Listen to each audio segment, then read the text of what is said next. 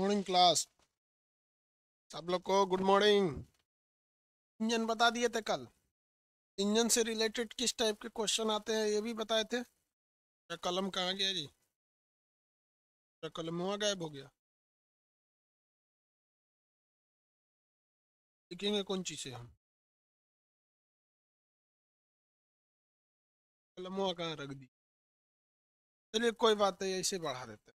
बताइए, कल हम आपको इंजन के बारे में पढ़ाए थे ना। इंजन के बारे में समझा दिए थे। दो टाइप से जो क्वेश्चन आते हैं वो भी बताए थे आपको।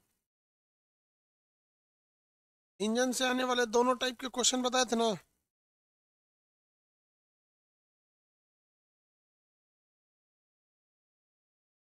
अरे यार, मेरा पेन कहाँ गया? लिखेंगे किसी से, इसी से लिख देते हैं तो स्क्रैच आ जाएगा। इससे लिखेंगे। इंजन के बारे में बता दिए थे। अब देखिए, इंजन जो होता है बड़ी जल्दी गर्म हो जाता है। इंजन जो होता है ना गर्म हो जाता है। गर्म हो जाएगा तो फिर अपनी फुल कैपेसिटी से वो काम नहीं करता है। जेब में रखे हुए हैं, खोज रहे हैं इधर उधर। इंजन अगर बहुत ज़्यादा हीट हो जाएगा तो इंजन अच्छा से काम नहीं करता है। इंजन जब अच्छा से काम नहीं करेगा हीट होने के बाद, तो इंजन को ठंडा करने की ज़रूरत पड़ती है।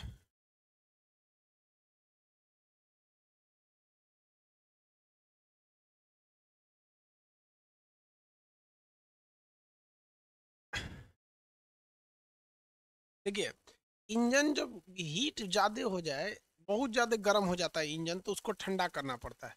इंजन को ठंडा करने का काम करता है रेडिएटर। ठंडा काम कौन करता है? रेडिएटर।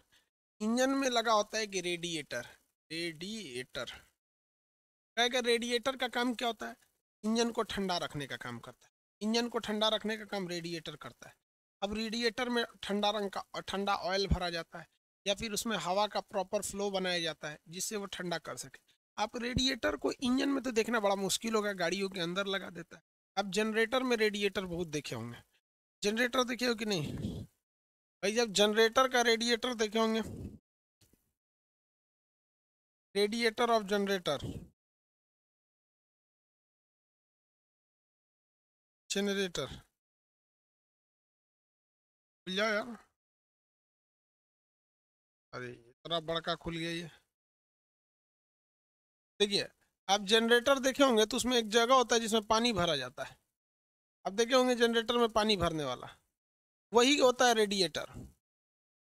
इसमें पानी भर दिया जाता है। बोलो यार, नौटंकी करने लगता है सब ना, दिमाग खराब हो जाता है।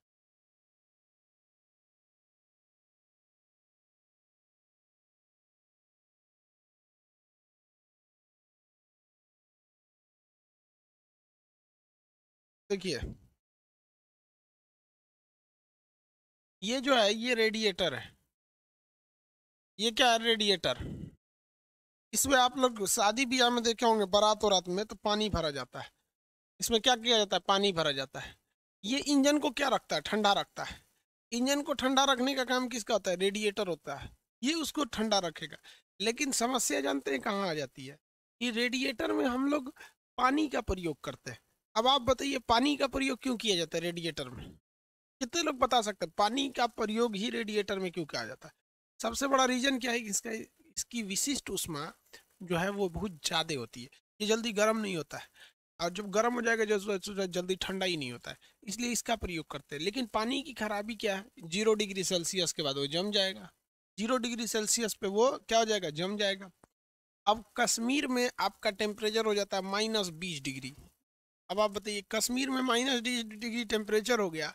अब इसमें आप क्या डालेंगे? पानी डालेंगे, तो जब पनिया जम जाएगा, इसी में पानी जम जाएगा। फिर क्या करिएगा? तो इसमें एंटी फ्रीजिंग एलिमेंट मिलाया जाता है। एंटी फ्रीजिंग क्या मिलाइएगा? Anti freezing. एंटी फ्रीजिंग क्या करता है? ये इसके जमने नहीं देता है। किसी भी चीज को जमने नहीं देता है एंटी फ्रीजिंग। एंटी फ्रीजिंग का काम कौन करता है? Ethylene glycol. Ethylene glycol. Ethylene glycol. तो जमने से रोकने के लिए हम लोग क्या करते हैं, एथिलीन ग्लाइकॉल का प्रयोग करते हैं, जो इसको जमने से बचाता है। अल्कोहल की तरह होता है एथिलीन ग्लाइकॉल। अल्कोहल, अरे यार अल्कोहल तो पारा में डालेंगे लोग एथिलीन ग्लाइको अल्कोहल का प्रयोग करेंगे सर, अल्कोहल डाल दीजिएगा, वो पारा में बुखार नापते समय डाला जाता है। ऐसे इंजन में क्या डाल दिया जाएगा, एथिलीन ग्लाइकॉल डाल दीजिएगा पेट्रोल में, यहाँ पर रेडिएटर में पानी के साथ क्या करिएगा, एथिलीन ग्लाइकॉल मिला के डाल दीजिएगा, पानी जमेगा नहीं, वो उसको जमने नहीं देता है। जो हवाई जहाज वगैरह जो होती है सब, उसका जो फ्यूल होता है, उस फ्यूल में भी एथिलीन ग्लाइकॉल एंटी फ्रेजिंग में एलिमेंट मिलाया जाता है। क्योंकि जहाज जो होती है, कब उसको एयर ट्रैफिक कंट्रोलर कब किधर घुमा देगा किसी को नहीं पता। पता चला वो दिल्ली आ रहा था, दिल्ली एयरपोर्ट खाली नहीं है, वो भेज देगा चले जाइए पंजाब का चंडीगढ़ एयरपोर्ट उतर जाइएगा। चंडीगढ़ कह दिया कि खाली नहीं है, वो भेज देगा शिमला उतरिए, सोचा शिमला में बर्फ पड़ रहा है, उसका पेट्रोल ही जम जाएगा, मरिए जाएगा वो वहाँ पे। इसलिए हवाई जहाज में एंटी फ्रीजिंग मिलाया जाता है, हवाई जहाज के पेट्रोल जमते नहीं हैं। तो इंजन का समझ में आ गया आप लोग को, किसी को कोई दिक्कत नहीं है इंजन में। इसमें स्पेसिफिक हीट बहुत ज्यादा मायने रखता है, विशिष्ट उष्मा। स्पेसिफिक हीट यानी विशिष्ट उष्मा मायने रखता है। अब विशिष्ट उष्मा भी दो तरह का होता है। विशिष्ट उष्मा,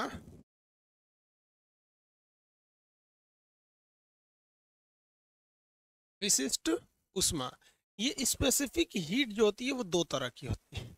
एक होता है स्थिर दाब पर, स्थिर दाब पर, और एक होता है स्थिर आयतन पर, स्थिर आयतन पर।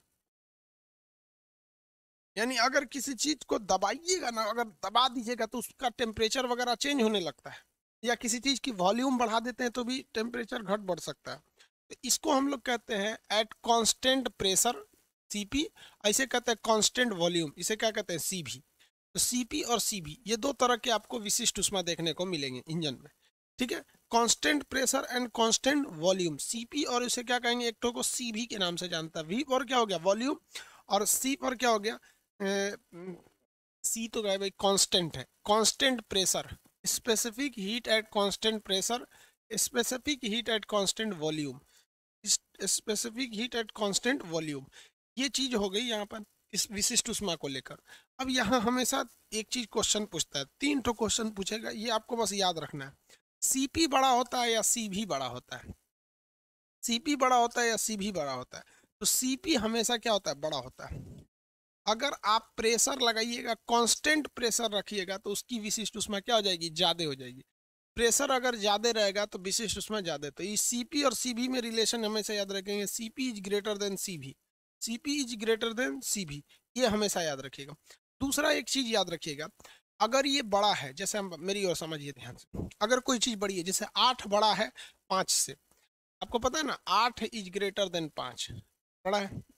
तो अगर आप 8 से 5 को घटाएंगे तो जरूर इधर कुछ ना कुछ बचेगा, बड़े में से छोटा को घटाते हैं तो कुछ ना कुछ बचता है।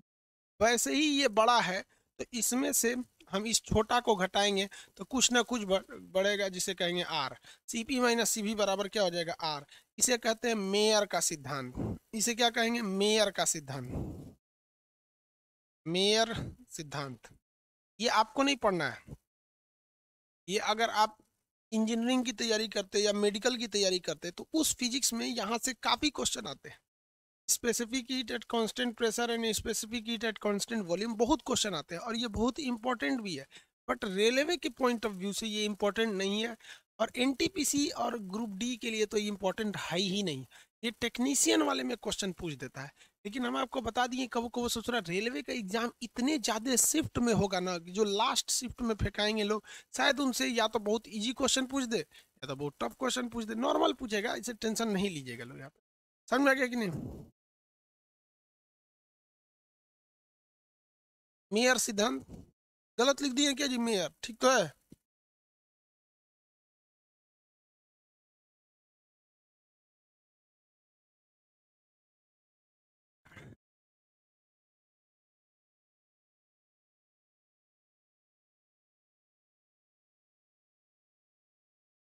अमित कुमार गुप्ता, आपसे सबको टेंशन क्यों रहता है जी यहाँ पे भाई। आगे देखिए यहाँ पर,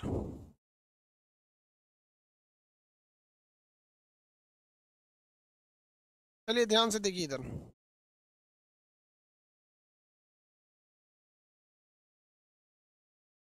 इसके बाद क्या चीज हो गया भैया, ये हो गया। इसके बाद एक और चीज पूछता है, वो आप लोग के किसी काम का नहीं है। सीपी बटा सीभी क्या होता है, सीपी बटा सीभी क्या होता है? जैसे आप देखिए, अगर 8 बड़ा है किससे, 5 से, तो 8 में से अगर 5 घटाएं तो भी हमको कुछ ना कुछ मिला, कुछ ना कुछ मिला। और 8/5 करेंगे तो भी हमको कुछ ना कुछ मिलेगा। यहाँ पर कुछ ना कुछ पक्का मिलने वाला है। समझ में आ गया कि नहीं आ गया? नहीं मिलेगा, वहां पर पॉजिटिव मिलेगा। उसी तरह ये सीपी बटा सीभी, सीपी बटा सीभी, इसे करते हैं तो गामा मिलता है। इसे क्या मिलेगा? गामा, पायसन गुणांक। इसे क्या कहेंगे? पायसन गुणांक। पायसन सिद्धांत नहीं, पायसन गुणांक, पायसन गुणांक। ये आपके किसी काम के लायक नहीं है, नहीं पूछता है, लेकिन ये हमेशा याद रखिए, सीपी बड़ा की सीबी, ये दोनों याद रखिएगा। सीपी हमेशा क्या होता है? बड़ा होता है। Specific heat at constant pressure and specific heat at constant volume. ये आपके आउट ऑफ सिलेबस की चीजें हैं, ये नॉन टेक्निकल पोस्ट के लिए नहीं है। टेक्नीशियन वालों को ये पढ़ाया जाएगा, अदरवाइज को पढ़ाने की इसकी कोई ज़रूरत नहीं है। आगे बढ़ जाते हैं, किसी को कोई दिक्कत नहीं है। अगला क्वेश्चन देखिए, ये हो गया भैया सीपी माइनस सीबी बराबर R. CP is greater than CB और सीपी माइनस सीबी बराबर आर, और ये पायसन गुणांक हो गए। आगे बढ़ जाते हैं। इंजन कंप्लीट हो गया। अब इंजन में एक चीज बच गया कि 4 stroke engine, 2 stroke engine, liner, piston, crank, ये सब क्या चीज़ होते हैं, या टर्बो चार्ज क्या होता है, ये सब चीज़ें में आपको, अब इसके लिए आपको एक काम कीजिएगा, यूट्यूब पे देख लेंगे, उस पर बनाए हैं ऑलरेडी, क्योंकि इस पर भी बता देते हैं। बट आपको पता है एग्जाम अचानक 28 तारीख को है, तो दोनों में सेम ही रहता है। 2 वीडियोस होंगे मेरे ख्याल से उस पर, आप गाड़ी से रिलेटेड एग्जाम को पॉइंट ऑफ व्यू से। एक होगा इंजन, इंजन ये फर्स्ट होगा। दूसरा होगा 4x4 इंजन होगा। दिखा देते हैं अब आपको।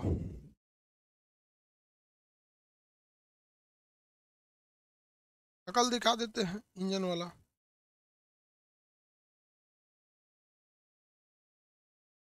कहाँ गया रे ससुरा इंजन? देखिए, इस शकल का मिलेगा आपको 4 स्ट्रोक इंजन। लिखिएगा 4 stroke engine by Khan sir, सबके आगे खान सर लिखिएगा तब ही आता है जल्दी। 4 स्ट्रोक इंजन, नहीं लिखेंगे तो गड़बड़ा जाएगा। और एगो ये भी है, front wheel drive and rear wheel drive. देखिए इस टाइप का, front wheel drive and rear wheel drive. तो हम दोनों का टाइटल लिख देते हैं। पहला है 4 स्ट्रोक इंजन, स्ट्रोक इंजन। दूसरा है front wheel drive, front end rear wheel drive.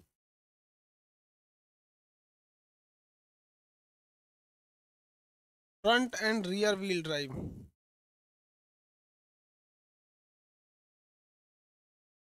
गया। इसको आप देखेंगे। अब हम आगे पढ़ाते हैं हीट में जो बच गया, उष्मागतिकीय निकाय। अब उष्मागतिकीय निकाय को बता देते हैं, ये देख लेंगे लोग, कल क्वेश्चन पूछेंगे इससे, कोई डाउट नहीं आएगा, कोई दिक्कत नहीं होगा, दोनों सेम रहेंगे सब, देख लेंगे ना।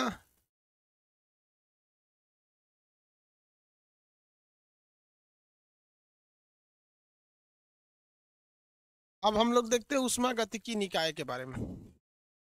ये उष्मागतिकीय निकाय क्या होता है?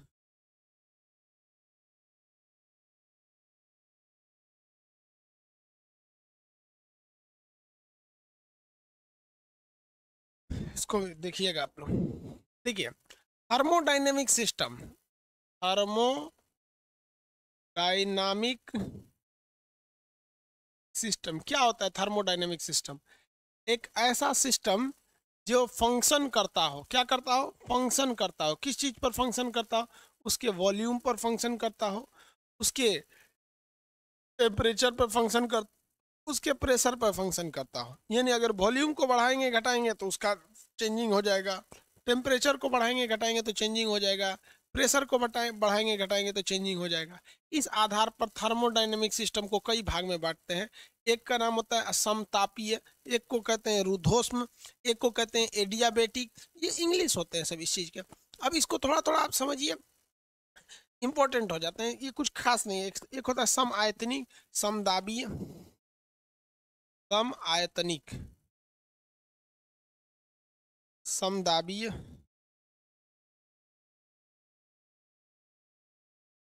देखिए सम आयतनिक जो होता है इसे को हम लोग कहते हैं, सम आयतनिक को आइसोकोरिक, सम आयतनिक को आइसोकोरिक, और समदाबीय को हम लोग कहते हैं आइसोबारिक। समदाबीय को क्या कहेंगे? आइसोबारिक। इसे कहते हैं आइसोकोरिक और इसे कहते हैं आइसोबारिक। देखिए कहने का सेंस क्या है, एक ऐसा इंजन लेना है, एक ऐसा सिस्टम लेना है जिसमें आयतन बढ़ता घटता नहीं है। इसका आप एग्जाम्पल क्या देख सकते हैं, आयतन कभी बढ़ेगा घटेगा नहीं कुकर में। क्या नहीं घटता है? कुकर में नहीं बढ़ता घटता है। कुकर एक ऐसा डिवाइस होता है, जो 2 लीटर का कुकर है तो 2 लीटर रहेगा, गर्म करते रहेंगे ना तो सोचेगा हम आयतन बढ़ जाए, लेकिन आयतन उसका ढक्कन बढ़ने नहीं देता है। तो ये कैसा नहीं क्या होता है? सम आयतनिक होता है। सम आयतनिक चीजों में प्रेशर बड़ी ज्यादा बढ़ने लगता है। प्रेशर क्या होता है? नीचे से कुकर में प्रेशर बढ़ने लगता है। समदाबीय प्रोसेस क्या होता है? दबाव सेम रहता है, इसमें प्रेशर को कांस्टेंट रखता है, दाब क्या रहता है? समान रहता है, दाब समान। अब यहाँ से आपको क्वेश्चन नहीं पूछता है, ये क्वेश्चन नहीं पूछेगा। क्वेश्चन कहाँ से पूछता है आपको? सुनिए, पूछता है समतापीय,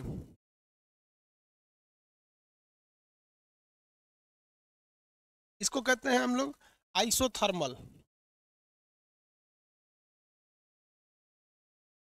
दूसरा होता है, तीसरा चौथा होगा आपका रुद्धोष्म प्रक्रम।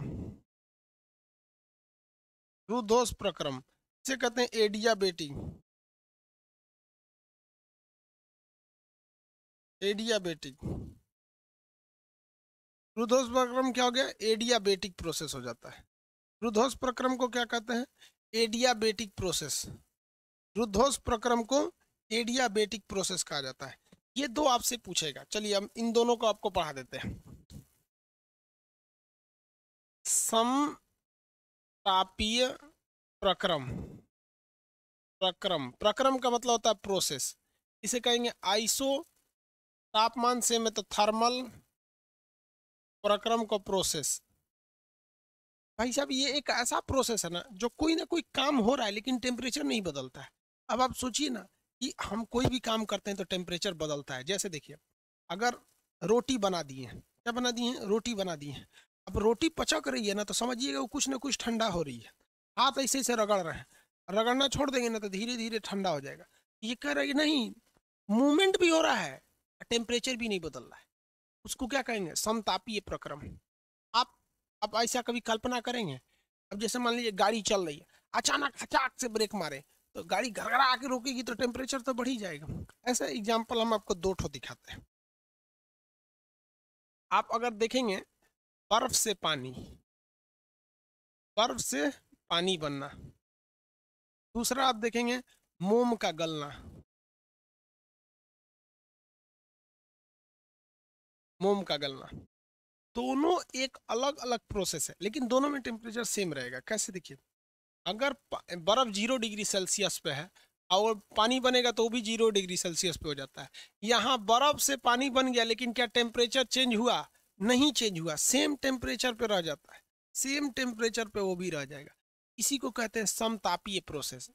अब मोम जब गलता है तो आप देखिएगा, मोम को गर्म करिएगा ना तो जो मोम अभी ऊपर मोमबत्ती पे आप अगिया मत पकड़ लीजिएगा, गला हुआ मोम देखिएगा जो उसका टेम्परेचर है, जब ये नीचे टपक जाएगा तो उसका भी वही टेम्परेचर रहता है।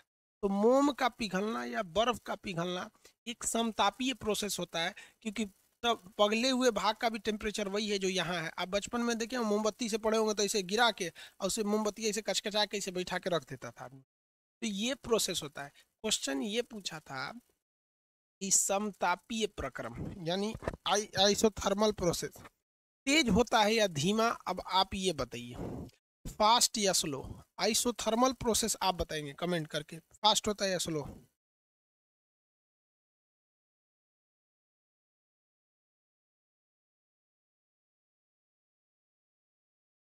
अरे को कुकर का वॉल्यूम क्यों नहीं बदलता है भाई? अब वॉल्यूम का मतलब होता है फैलने वाला जगह। कुकरवा में ढक्कन लगाते हैं, दलवा कहाँ फैल पाता है? पतीली में देंगे तो बाहर आ जाएगा। स्लो होता है। अरे बेवकूफ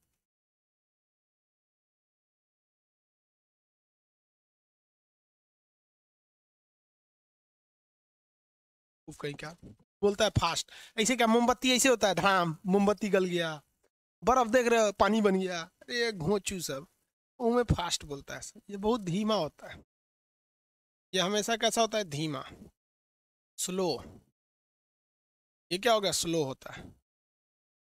इसमें टेम्परेचर स्लो होता है। अब इसके बाद दूसरा आता है। दूसरा होता है रुद्धोष प्रक्रम।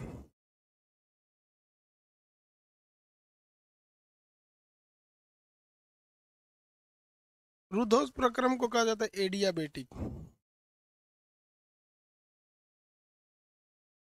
एडियाबेटिक देखिए, समतापी प्रक्रम में हमेशा ताप क्या रहता है? कांस्टेंट रहता है। ताप जितना रहेगा उतना ही रहेगा। लेकिन समतापी रुद्धोष प्रक्रम क्या चीज होता है भाई साहब? रुद्धोष प्रक्रम में हमेशा ऊष्मा समान रहती है, आपको ऊष्मा देने की जरूरत नहीं है। ऊष्मा क्या रहती है? नियत रहती है, स्थिर रहती है, कांस्टेंट रहती है। कांस्टेंट। एक ऐसा प्रेशर, एक ऐसा प्रोसेस जिसमें आपको बाहर से हीट देने की जरूरत नहीं है, वो अंदर से ही हीट हो जाएगा। जैसे आप बताइए, बुखार जब होता है तो क्या हमें बाहर से हीट दिया जाता है कि हमारा शरीर अंदर से ही हीट हो जाता है? हमारा शरीर अंदर से ही हीट हो जाता है, रुद्धोष प्रक्रम की तरह अंदर से ही हीट होने लगता है। तो इसमें आपको ऊष्मा कांस्टेंट रहती है। इसमें हमको बाहर से कोई ऊष्मा देने की जरूरत नहीं पड़ती है। ये प्रोसेस बहुत ही तेज होता है। बहुत ही क्या होता है? तेज हो जाता है। तेज यानी बहुत फास्ट होता है। इसका एग्जाम्पल आप देखेंगे ना, टायर का फटना। फटना ये सबसे अच्छा एग्जाम्पल है। आप देखेंगे इस गर्मी के दिनों में साइकिल स्टैंड में 10 साइकिलें रखी हुई, बहुत ज्यादा साइकिल रहती है। जिसमें हवा ज्यादा था वो ससुरा नहीं फटा, जिसमें उसके तुलना में थोड़ा कम ही था वो भी फट गया। ऐसे प्रोसेस को हम रुद्धोष प्रक्रम या एडियाबेटिक प्रोसेस कहते हैं। मतलब कि ऐसा काम जो बाहर से दिए गए ऊर्जा या उष्मा से न हो बल्कि अपने आंतरिक उष्मा से कर ले, उसे हम लोग क्या कहेंगे? रुद्धोष प्रक्रम। ये प्रोसेस बहुत ही तेज होता है। गुब्बारे का फटना या टायर का फटना। गुब्बारा,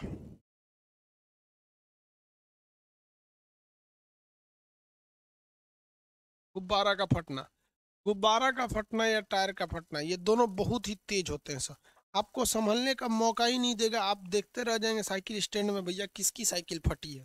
तो वो बहुत ही तेज प्रोसेस हो जाते हैं। समझ में आ गया कि नहीं आ गया? किसी को दिक्कत तो बोलिए।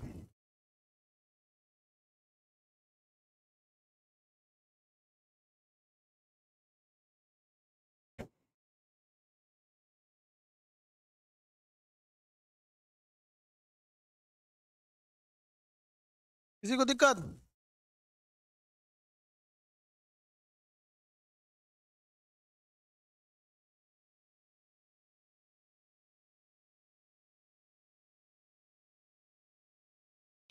चलिए अब आगे समझते हैं। किसी को हीट वाला चैप्टर में अब दिक्कत नहीं है, यही मेन टॉपिक था हीट का। अब हम लोग वेब शुरू करते हैं, तरंग। क्या शुरू करते हैं भाई साहब? वेब यानी तरंग।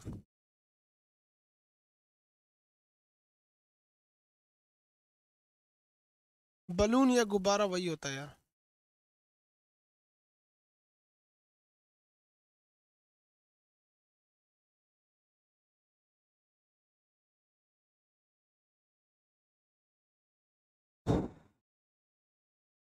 चलिए यार, बहुत लंबा चैप्टर है वेब।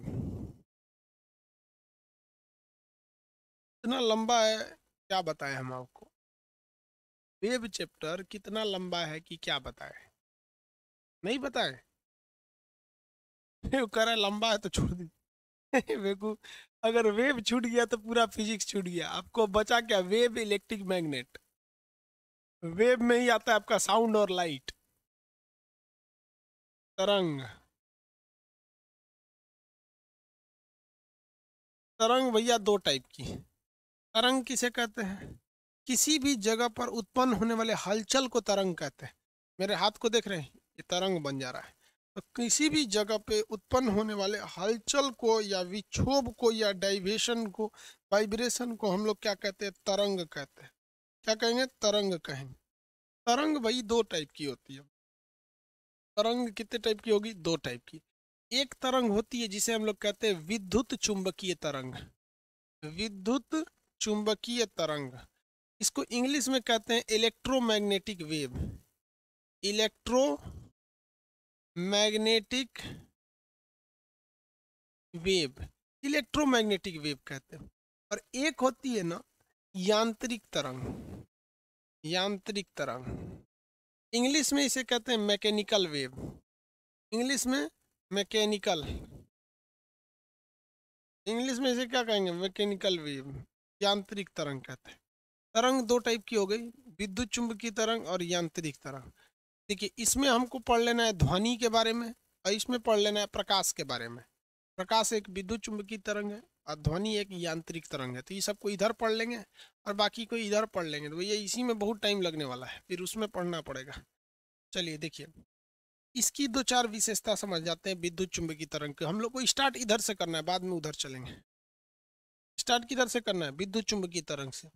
विद्युत चुंबकीय तरंग क्या होते हैं सब, कैसे कौन सी कैटेगरी होते हैं सब, ये सब को हम लोग देखेंगे लोग। इसके बाद हम लोग जानेंगे लोग यांत्रिक तरंग के बारे में।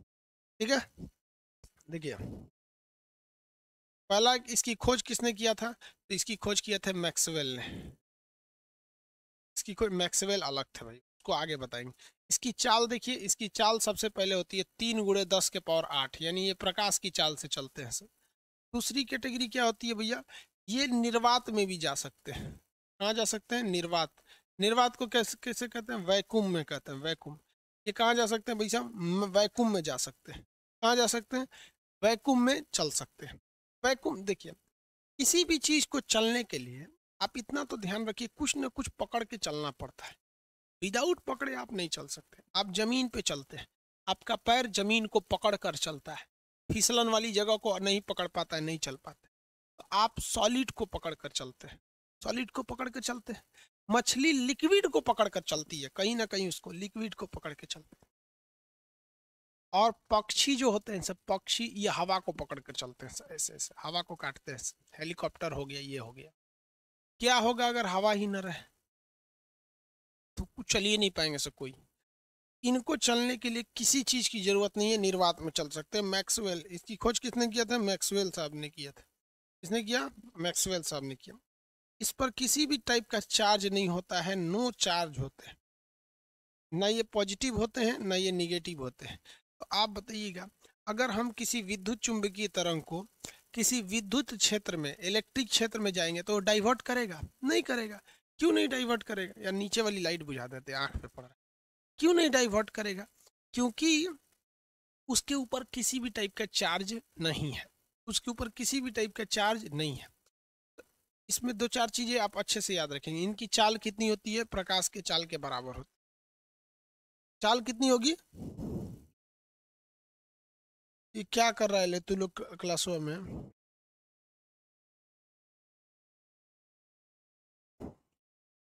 3 × 10⁸। ये निर्वात में भी जा सकते हैं। मैक्सवेल जो होते हैं, इनकी खोज किए थे, इनके ऊपर किसी भी टाइप का चार्ज नहीं पाया जाता है, ये चार्ज विहीन होते हैं सब।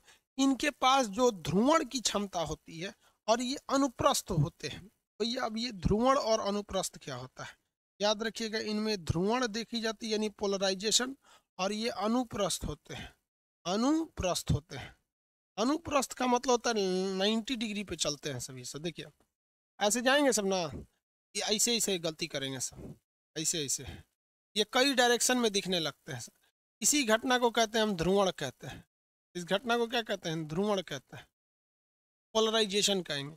इसलिए कभी भी सूरज की रोशनी आएगी ना तो आपको एकदम क्लियर नहीं दिखेगा, आँखिया चुनहरिया आ जाएगा, ये चीज दिखिए नहीं रहा है, चारों ओर से रोशनी पड़ने लगेगा आँख पर। तो उसी को चुंधरिया जाने को क्या कहते हैं? ध्रुवण कहते हैं। क्या कहेंगे? ध्रुवण की घटना कहते हैं। इनमें ध्रुवण की भी घटना देखनी होती है। अब ये ध्रुवण आगे पढ़ना है, अनुप्रस्थ तरंग आगे पढ़ना है। ये दो क्वालिटी हम आपको बता, ये बच्चों वाली चीज थी, इसको आप याद रखेंगे। दूसरा एक चीज आप याद रखेंगे इसमें कि किसी भी विद्युत चुंबकीय तरंग के पास जो ऊर्जा होती है, क्या होती है, जो ऊर्जा होती है, ऊर्जा वो होती है ई। ऊर्जा ई बराबर होती है H into mu. H into mu. H जहां प्लांक कांस्टेंट है, आगे बताएंगे इसकी वैल्यू क्या होती है। म्यू जो होती है आवृत्ति होती है। क्या होती है? आवृत्ति, फ्रीक्वेंसी।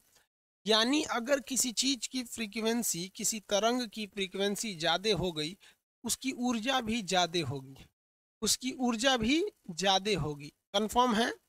अगर किसी तरंग की ऊर्जा को बढ़ानी है तो आपको उस तरंग की फ्रीक्वेंसी बढ़ानी पड़ेगी। आवृत्ति यानी फ्रीक्वेंसी बढ़ानी पड़ेगी। फ्रीक्वेंसी आगे पढ़ना है, कैसे बढ़ेगा कैसे नहीं घटेगा, CL ऑसिलेटर में पढ़ना है, CRO, cathode rays oscillator, CRO। Energy क्या हो जाएगी? बढ़ जाएगी, याद रहेगा। अगर ऊर्जा बढ़ेगा तो याद रखिएगा उसके पेनिट्रेशन क्षमता यानी भेदन क्षमता, भेदन क्षमता बढ़ जाएगी, मतलब छेद के निकलने की क्षमता। अगर किसी तरंग की फ्रीक्वेंसी बहुत ही ज़्यादा है, बहुत ही ज़्यादा है, तो उसके पास ऊर्जा ज़्यादा है, और अगर ऊर्जा ज़्यादा है तो भेदन क्षमता ज़्यादा है। आप सबको पता है कि सबसे ज़्यादा छेदने की क्षमता गामा रेस की होती है। किसकी होती है? Gamma rays. तो अगर भेदन क्षमता, पेनिट्रेशन पावर गामा रेस का ज़्यादा है तो कंफर्म है कि गामा रेस का ऊर्जा ज़्यादा है। और अगर गामा रेज की ऊर्जा ज़्यादा है तो आप ये कंफर्म समझिए कि अगर गामा रेज की ऊर्जा ज़्यादा है तो इसके ऊपर म्यू यानी इसकी फ्रीक्वेंसी ज़्यादा हो जाएगी। उसके बाद एक और चीज़ समझिएगा कि फ्रीक्वेंसी जो होती है ये उल्टा रिलेशन रखती है तरंग दैर्घ्य के साथ, वेवलेंथ के साथ। अब ये सब चीज़ आपको पढ़ना है क्योंकि ये सब कुछ नहीं पढ़े हैं आप। तो किसी भी चीज़ की जो फ्रीक्वेंसी होती है, क्या होती है भैया? फ्रीक्वेंसी। तो फ्रीक्वेंसी किसी चीज़ की किस पे डिपेंड करता है? अगर फ्रीक्वेंसी ज़्यादा कीजिएगा तो तरंगदैर्घ्य घट जाएगा, और तरंगदैर्घ्य ज़्यादा कीजिएगा तो फ्रीक्वेंसी घट जाएगा। इतनी चीज़ों को आप नॉर्मली समझिए। आप बताइए, सबसे ज़्यादा भेदन क्षमता गामा किरण की होती है। गामा किरण के पास सबसे ज़्यादा ऊर्जा होगा, और ऊर्जा जाने का मतलब उसकी आवृत्ति ज़्यादा है। लेकिन आपको पता है कि आवृत्ति और तरंगदैर्घ्य में उल्टा संबंध है। तो गामा किरण की आवृत्ति ज़्यादा है तो तरंगदैर्घ्य बताइए ज़्यादा होगा या कम? गामा किरण की आवृत्ति ज़्यादा है तो बताइए तरंगदैर्घ्य ज़्यादा होगा या कम? अरे बफरिंग कर रहा है क्या? फ्रीक्वेंसी क्या होती है आगे पढ़ना है यार, एक के टाइम पे सब नहीं ना पढ़ पाएगा।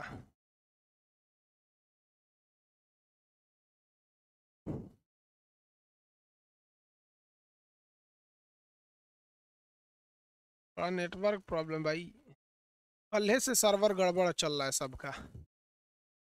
कल यूट्यूबों का सर्वर गड़बड़ हो गया। कम रहेगा, कम। क्या होगा भैया? कम होगा, कम।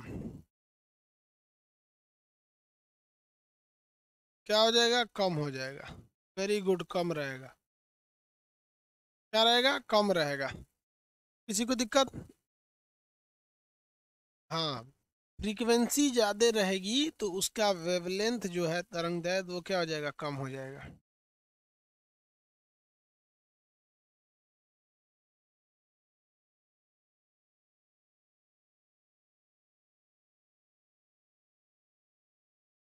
चलिए बाबू, वेरी गुड।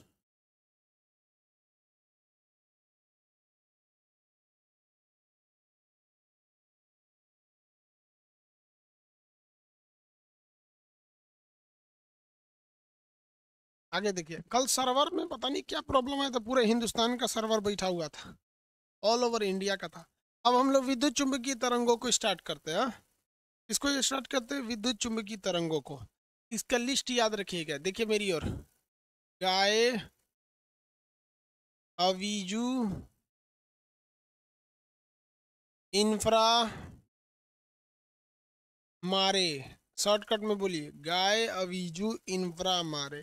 शॉर्टकट बोलते चलिए, गाय, अवीजू, इंफ्रा, मारे। बोलिए फटाफट मेरे साथ बोलते रहिए, गाय, अवीजू, इंफ्रा, मारे। गाय, अवीजू, इंफ्रा, मारे। गाय, अवीजू, इंफ्रा, मारे। बोलते रहिए मेरे साथ, गाय, अवीजू, इंफ्रा, मारे। गाय, अवीजू, इंफ्रा, मारे। गाय अविजु इंफ्रा मारे।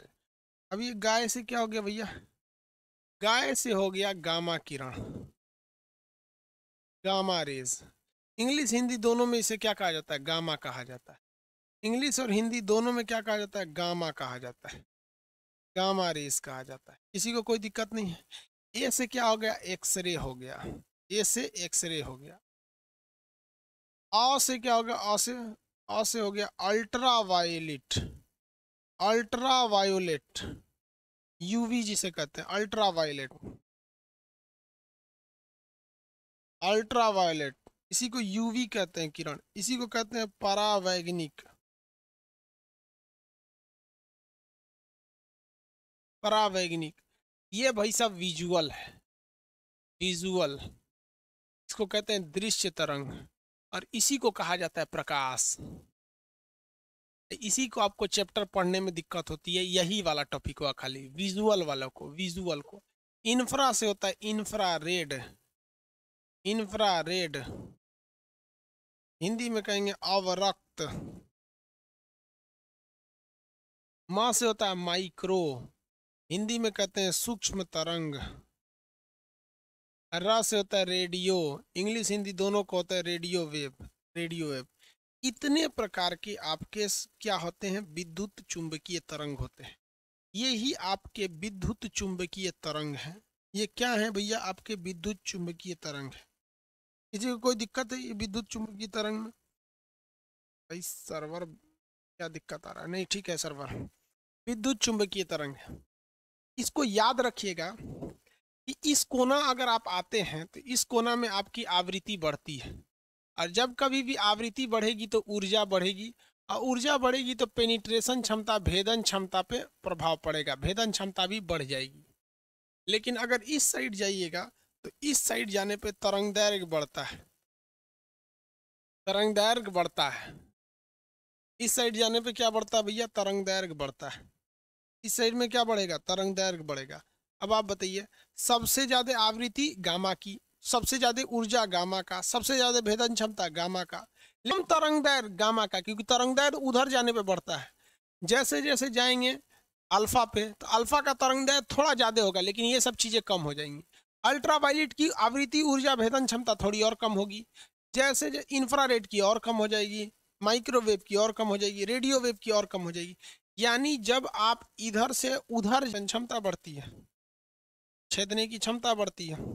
इस शॉर्टकट को 4 बार बोलिए, याद करके बताइए। सबसे ज्यादा भेदन क्षमता किसकी होती है, गामा रेस की। किसकी होगी, गामा रेस की। गाय अविजु इंफ्रा मारे, gamma rays, X rays, ultraviolet, gamma rays, X ray, ultraviolet. अब देखो भैया, ये 3 गो जो है सब नहीं, बड़ी खचरा है सब, ये हम लोग को बर्दाश्त नहीं हो पाते, सब फाड़ देता है सब माथा होता। उसके बाद आता है हम लोग का प्रकाश, जिसे हम लोग कहते हैं विजुअल। देखिए ध्यान से, प्रकाश जो है विजुअल, ये हम लोग को बहुत अच्छा लगता है।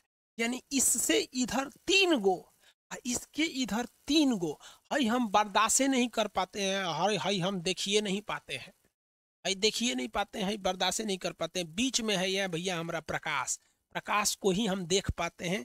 इधरों को नहीं देख पाते हैं क्योंकि एकदम भयानक है, इसको भी नहीं देख पाते हैं क्योंकि एकदम में कम में है। समझ में आ रहा है आपको? बीच में है हम लोग प्रकाश, 3 गो एने, 3 गो एने, एगो बीच में, 7 गो हो गई टोटल।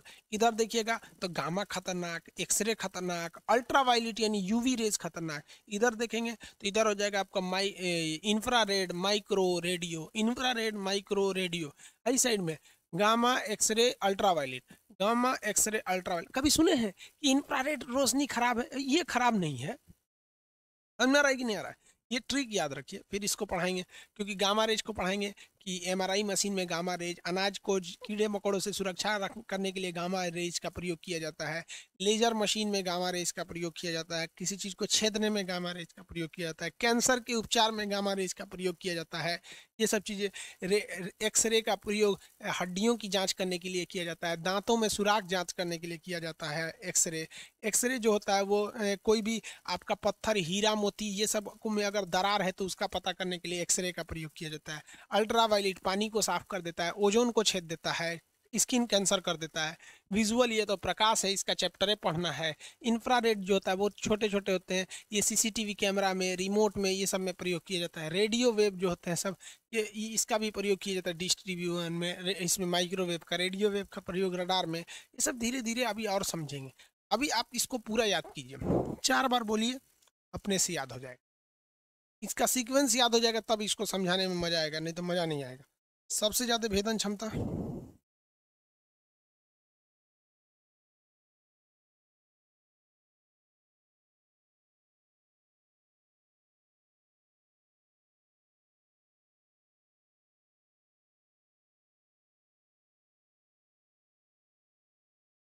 चलिए इसको आप याद कीजिए, अच्छा से याद कीजिएगा। अब इसको कल बताएंगे। रीजन क्या है, बड़ी लंबा टॉपिक है, एक ही दिन में यहाँ से यहाँ बताना होता है, 1 घंटा ले लेता है। अब इसको कल बताएंगे आप लोग, ठीक है। आज के लिए इतना ही। जय हिंद।